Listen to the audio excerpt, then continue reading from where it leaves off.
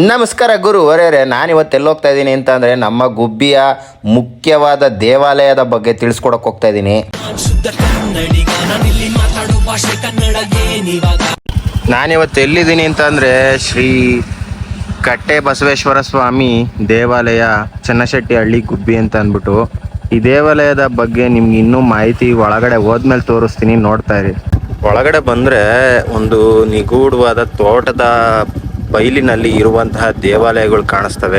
ಇವತ್ತು ನಾನೊಂದು ಅದ್ಭುತವಾದಂಥ ಜಾಗ ತೋರ್ಸಕ್ಕೆ ಬಂದಿದ್ದೀನಿ. ಯಾವುದು ಅಂತ ಅಂದರೆ ಕಟ್ಟೆ ಬಸವೇಶ್ವರ ಅಂತ ಅಂದ್ಬಿಟ್ಟು. ಕಟ್ಟೆ ಬಸವೇಶ್ವರ ದೇವಸ್ಥಾನ ಎಲ್ಲಿದೆ ಅಂತ ಅಂದ್ಬಿಟ್ಟು ತೋರಿಸ್ತೀನಿ ನಿಮಗೆ. ಇಲ್ಲಿ ಒಂದು ಕಲ್ಯಾಣಿ ಕೂಡ ಇದೆ ಮತ್ತು ದೇವಾಲಯ ಕೂಡ ಇದೆ, ಒಂದು ನಿಗೂಢವಾದ ಪ್ಲೇಸ್ ಕೂಡ ಇದೆ. ನಮ್ಮ ಗುಬ್ಬಿಲಿ ಈ ಥರ ಜಾಗ ಇರುವಂಥದ್ದು.